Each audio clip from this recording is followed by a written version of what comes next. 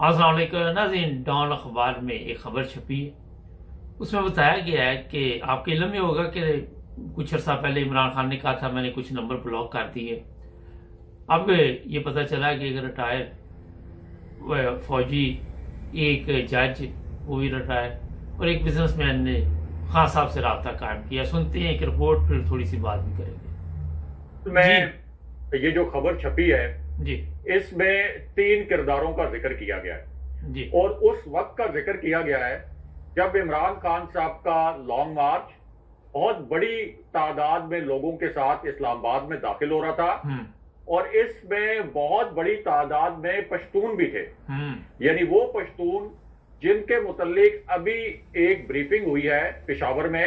जी इमरान खान साहब उस ब्रीफिंग में मौजूद थे और वहां पर चारसद्दा से ताल्लुक रखने वाले एक तहरीके इंसाफ के रुकन ने बताया हम्म हमारे साथ जो खैबर पख्तूनख्वा से जो तहरीके इंसाफ के कारकुन आ रहे थे वो इतने जज्बाती थे, उन्हें मालूम था कि राना सनाउल्लाह ने जो पाकिस्तान तहरीके वो अपने साथ हथियार भी लाना चाहते थे, लेकिन हमने उनको मजबूर किया वो अपने साथ किसी किस्म के हथियार ना लाएं कि हम रियासत के साथ लड़ाई नहीं लड़ना चाहते।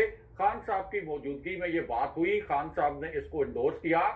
हमने इंश्योर किया कि कोई भी किसी भी सूरत असले के साथ और हथियारों के साथ ना आए डी चौक में और इस लॉन्ग मार्च में शरीक ना हो।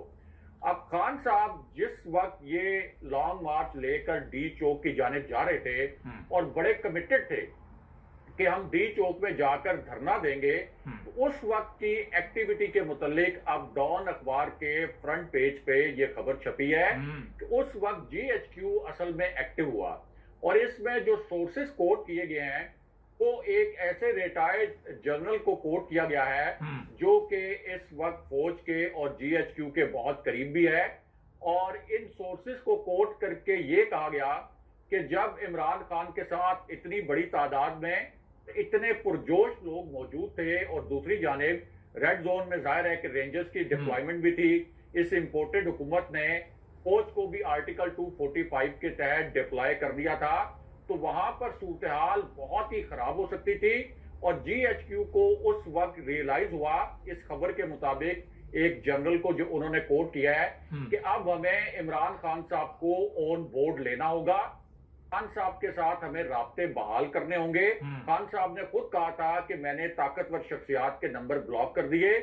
इस खबर की और खान साहब की इस बात की दोनों तरफ से तस्दीक भी हुई थी, लेकिन इस खबर के मुताबिक उस वक्त खान साहब से हंगामी राब्ते किए गए, खान साहब को ऑन बोर्ड लिया गया क्योंकि रियलाइजेशन ये थी उस वक्त जीएचक्यू में इस खबर के मुताबिक कि अगर खान साहब वहां पर चले गए डी चौक में, जिस तरह से वो कमिटेड नजर आ रहे हैं और जिस तरह से एक आंसू गैस वहां पर बदतरीन शेलिंग की गई, तो वहां पे इस किस्म की खूनरेजी हो सकती है, इस किस्म का इंतशार फैल सकता है, क्योंकि इदारों के लिए भी अच्छा नहीं होगा और पाकिस्तान के लिए भी तबाहकुन साबित हो सकता है। तो उस वक्त आप कह लें कि एक एसओएस मैसेज जो है वो उस वक्त जनरेट किया गया जी। एक साबिक जज को इंगेज किया गया, उस साबिक जज का अगरचे नाम नहीं लिया गया इस खबर में, जाहिर है कि कोई भी अपने सोर्स को इस तरह से एक्सपोज नहीं करता, को कॉम्प्रोमाइज नहीं करता, लेकिन एक साबिक जज को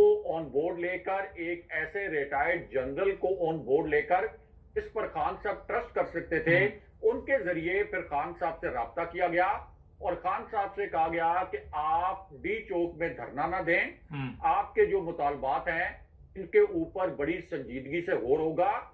ये जो सारी एक्टिविटी हो रही थी ये आज खुद नहीं हो रही थी, यानी ये एक्टिविटी ये रिटायर्ड जज या रिटायर्ड जनरल ये रिपोर्ट आपने जो सुनी उस दिन से लोग कह रहे थे, कुछ खान साहब ने भी कहा कि यहाँ पे मसला बन सकता है डी चौक में।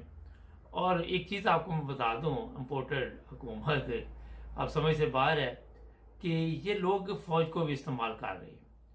कैसी बदकिस्मती हमारे मुल्क की है कि उन चोर चक्कों के कहने पे अब फौज भी चलेगी। अजीब सूरत हाल है पाकिस्तान की। खान साहब को जो वादे किए गए अभी तक वो पूरा कोई नहीं हुआ।